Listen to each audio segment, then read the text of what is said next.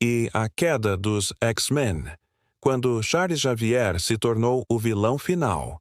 O sonho de paz deu lugar ao pesadelo do controle absoluto. Imagine um mundo onde os X-Men não lutam mais pela coexistência pacífica, onde os mutantes não pedem mais aceitação. Eles exigem submissão, e no trono desse novo império está Charles Xavier. Sim, o homem que sonhou com paz. Agora é o responsável por um dos regimes mais opressivos da história da humanidade. Hoje, você vai conhecer a sombria realidade onde o Professor X se tornou o vilão final. Capítulo 1. O sonho. Começa a morrer.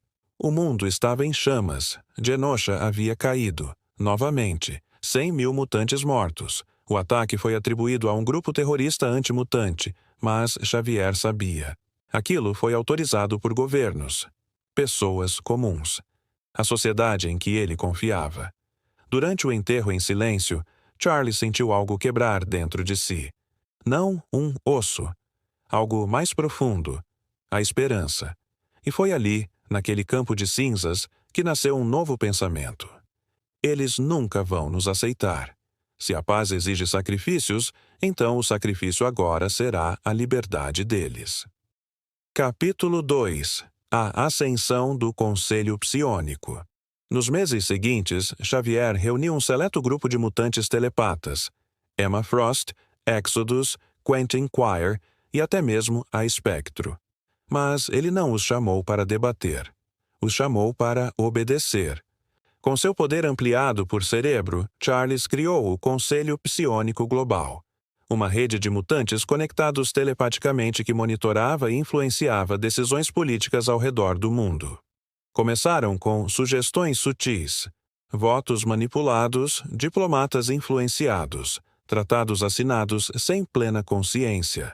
Mas, logo, passaram a comandar diretamente mentes-chave, presidentes, generais, banqueiros, todos agindo como se fossem livres, mas já eram marionetes.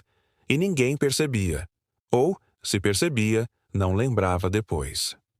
Capítulo 3. A separação dos X-Men. Logan foi o primeiro a perceber. Wolverine sentia o cheiro da mentira no ar. Ele confrontou Xavier na sala do perigo. Logan, você está forçando a paz com uma arma na mente das pessoas, Chuck. Isso não é mais você. Xavier, e quantos mais precisam morrer? Logan, quantas crianças mutantes você vai enterrar antes de admitir que eles só entendem a força? Logan tentou detê-lo. Foi expulso da mansão. Kitty, Cíclope e Noturno também abandonaram o instituto ao descobrir a extensão da manipulação. Os X-Men se dividiram, e Xavier recriou sua equipe com novos soldados leais, incluindo mutantes instáveis e jovens que ele mentalmente condicionava desde a infância. Capítulo 4. Krakoa. O paraíso. Escravizado. Xavier então declarou a independência total de Krakoa, tornando-a a capital global dos mutantes. Mas Krakoa não era mais um refúgio. Era uma prisão dourada. Lá, todos os mutantes viviam em harmonia. Mas uma harmonia artificial, controlada por impulsos telepáticos constantes. Uma felicidade forçada. Se algum mutante questionava, era reeducado. Se resistia, era mentalmente reiniciado.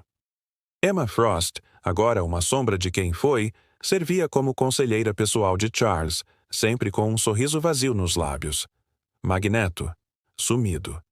Rumores diziam que Xavier o aprisionou em um loop mental eterno de derrota. E os humanos? Agora eram protegidos, ou, melhor dizendo, vigiados. Capítulo 5. A rebelião silenciosa. No subterrâneo de Tóquio, uma resistência começou a crescer. Ciclopes liderava os rebeldes, com Logan, Kitty, Forge e uma Jean Grey que lutava contra os ecos de um controle mental antigo. Eles chamavam a si mesmos de os esquecidos mutantes e humanos unidos contra o domínio mental de Xavier. O plano era simples: destruir Cerebro, a chave da dominação global. Mas sabiam que, para chegar lá, teriam que enfrentar os novos X-Men de Xavier, um esquadrão letal com Quentin Quire, Proteus, Hope Summers e uma Laura Kinney condicionada desde criança. Capítulo 6. A Guerra das Mentes. A batalha final aconteceu nas ruínas do antigo Instituto Xavier. Lá, Xavier guardava a versão aprimorada do cérebro, agora fundida com sua mente. Foi um confronto de gerações. Ideais contra ideologia. Livre-arbítrio contra segurança absoluta. Jean tentou apelar à empatia de Charles, mergulhando em sua mente. Jean, você dizia que a mente humana era sagrada. O que aconteceu com você, Charles? Xavier. A realidade, Jean. A realidade aconteceu. Vocês ainda sonham. Eu acordei. Logan, mesmo gravemente ferido, foi o único a chegar perto de Xavier. Mas antes que pudesse atacar, Xavier o paralisou com um único pensamento. Xavier. Você podia ter vivido em paz, Logan, mas escolheu a dor, como sempre. No entanto, Ford havia criado um bloqueador psíquico de curto alcance, e Jean, com o último suspiro de sua força, ativou-o. Por 15 segundos, Xavier ficou vulnerável. Foi o suficiente. Scott disparou com força total, não com ódio, mas com lamento. Capítulo 7. O silêncio. Após o grito, o corpo de Xavier caiu, cérebro explodiu. As ondas mentais cessaram. Milhões de mentes em todo o mundo despertaram de anos de controle inconsciente. Krakoa se libertou. Os novos X-Men, sem as correntes mentais, choraram. Alguns se culparam. Outros fugiram. A Terra estava livre, mas quebrada. Governos colapsaram. Guerras explodiram. Povos exigiram vingança contra os mutantes. E o mundo percebeu. O sonho de Xavier virou um pesadelo real. E talvez, mesmo que derrotado, ele tivesse razão.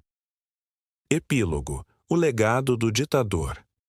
Nas ruínas do que um dia foi a Sala de Perigo, Ciclope olha para um mural quebrado com a inscrição: Paz entre humanos e mutantes. Ele murmura: Você queria salvar todos nós, Charles, mas nos condenou. Mas então, em algum lugar do astral, um eco da mente de Xavier sussurra: A verdadeira paz só virá quando o livre-arbítrio for vencido. E assim, o mundo se pergunta: será que Xavier morreu de verdade? Ou sua mente ainda vive dentro de algum lugar do mundo? Porque ideias, afinal, são imortais. Essa foi a história sombria de quando Charles Xavier, o mentor dos X-Men, se tornou o maior vilão do planeta. Um mundo onde o sonho virou ditadura, onde o herói perdeu para o medo. Se gostou dessa história, curta, comente e compartilhe. E me diga, qual outro personagem você quer ver caindo nas trevas?